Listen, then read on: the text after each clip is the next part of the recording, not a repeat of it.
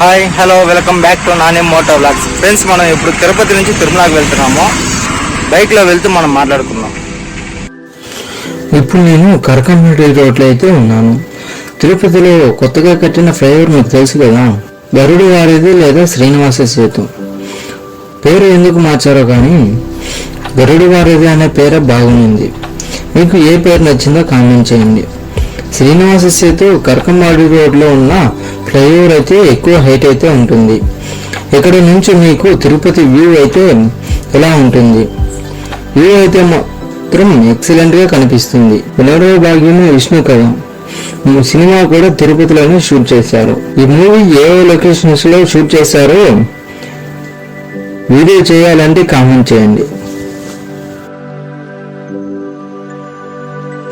ఇప్పుడైతే అలిపిరి దగ్గరికి అయితే వచ్చాము. అలిపిరి దగ్గర చెకింగ్ పాయింట్ అయితే అయిపోయింది. ఇప్పుడైతే మీరు చూడొచ్చు అలిపిరి దగ్గర అక్కడ చూస్తున్నారు కదా, అలిపిరి చెకింగ్ పాయింట్ దగ్గర దాటుకొని వచ్చాము. అక్కడ చూడండి, బస్సులు అయితే అన్ని చెక్ చేస్తున్నారు. అలిపిరి చెకింగ్ పాయింట్ అయితే అయిపోయింది. ఇప్పుడు తిరుమలకి అయితే వెళ్దాము. ఏడుకొండల వారిని దర్శనం చేసుకునే వాళ్ళు ఎవరు ఉండరు. ప్రతి ఒక్కరూ తన జీవితంలో ఒక్కసారి అయినా ఆయన దర్శనం చేసుకోవాలని అనుకుంటారు. నేను కూడా ఆయన దర్శనం చేసుకోవటానికే వెళ్తున్నా. తిరుమలకి వెళ్ళటానికి మనకు 3 మార్గాలు అయితే ఉంటాయి. అందులో మొదటిది అలిపిరి మెట్లు.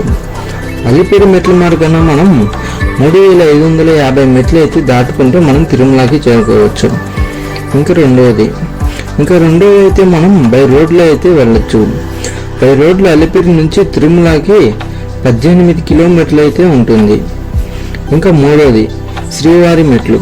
శ్రీవారి మెట్ల మార్గాన మనం తిరుమలకి వెళ్ళటానికి 2388 మెట్లు అయితే ఉంటాయి.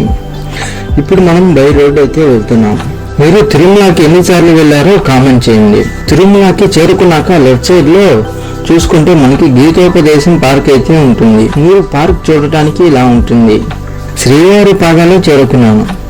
నేను ఈవినింగ్ వెళ్ళటం వలన ఇక్కడ షాప్స్ అన్ని క్లోజ్ చేసి ఉన్నారు. మీరు ఎప్పుడైనా శ్రీవారి పాదాలు వెళ్ళాలి అనుకుంటే ఈవినింగ్ 4 లోపు వెళ్ళటానికి ట్రై చేయండి. ఇప్పుడు ఒకతన్ని చూపిస్తాను చూడండి, అసలు పని ఎలా సులువుగా చేస్తున్నాడో. అసలు ఆ బాక్స్ ని బొర్రలో మోయకుండా ఆ కమ్మి పైన అయితే పెట్టుకొని అలా వెళ్ళిపోతున్నాడు. మనం మెట్లు కూడా ఎక్కేసాము. ఇక్కడ చూస్తున్నారు కదా, ఇదే శ్రీవారి పాదాలు. ఇక్కడ నుంచి వ్యూ చూడటానికి ఇలా ఉంటుంది. మీరు తిరుమలకి వచ్చినప్పుడు విజిట్ చేయడానికి ట్రై చేయండి.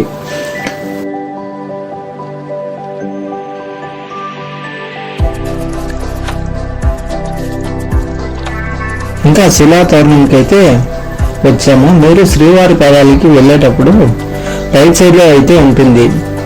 మీరు టైం ఉంటే శిలాతోరణం కూడా విజిట్ చేయడానికి ట్రై చేయండి. నేచురల్ గా ఏర్పడిన శిలాతోరణం ఇది. ప్రపంచంలోనే 3వ అతి పెద్ద తోరణం అని కూడా పిలుస్తారు. 10 అడుగులు ఎత్తు, 25 అడుగులు వెడల్పు అయితే ఉంటుంది. ఇంకా కొంచెం ముందుకు వెళ్తే నెమలితో పాటు కొన్ని కోళ్ళు ఉన్నాయి. అలా కొంచెం ముందుకు వెళ్తే తాబేలు కూడా ఉంది. శిలాతోరణంలోనే మనకి చక్ర తీర్థం కూడా ఉంటుంది. కొంచెం ముందుకు మెట్ల మార్గాన్ని అయితే మనం వెళ్తే కొండలలో నుంచి నీళ్ళు అయితే రావడం చూడొచ్చు. మనం ఇక్కడ చూస్తున్నారు కదా, కొండలలో నుంచి అయితే వాటర్ వస్తున్నాయి. ఇక్కడ మనం నిలబడి చూడటానికి అయితే బ్రిడ్జ్ లాగా అయితే వేశారు. కొంచెం ముందుకు వెళ్ళామనుకోండి, ఇలాగే చూడటానికి ఇలా ఉంటుంది చిన్నదిగా. నేను నైట్ టైం రావడం వల్ల మీకు పెద్దగా చూపించలేకపోతున్నాను. ఇంకా మనం దర్శనానికి అయితే వెళ్దాము. దర్శనం అయిపోయిన తర్వాత మీకు దర్శనం ఎలా అయిందో చెప్తాను. ఫైనల్లీ మనకి దర్శనం అయితే అయిపోయింది. నిన్న సాయంత్రం నైట్ 9 గంటలకు అలా దర్శనానికి వెళ్తే ఈరోజు సాయంత్రం 4 గంటలకు అలా వచ్చాము బయటికి. ఎవరైనా తిరుమలకి రావాలనుకుంటే వీలైనంత వరకు ఆన్లైన్లో టికెట్లు బుక్ చేసుకునేకైతే ట్రై చేయండి. డైరెక్ట్గా వస్తే మాత్రం లేట్ అవుతుంది, కొంచెం ఇబ్బంది అయితే ఉంటుంది. ఫ్యామిలీస్కి అయితే కొంచెం ప్రాబ్లం అవ్వచ్చు. మేమైతే 50 రూపాయల రూమ్ అయితే తీసుకున్నాము. నేను మార్నింగ్ 9 కదా వెళ్ళి రూమ్కి క్యూలో ఉంటే 2 అవర్స్ తర్వాత మనకి స్లిప్ అయితే ఇచ్చారు.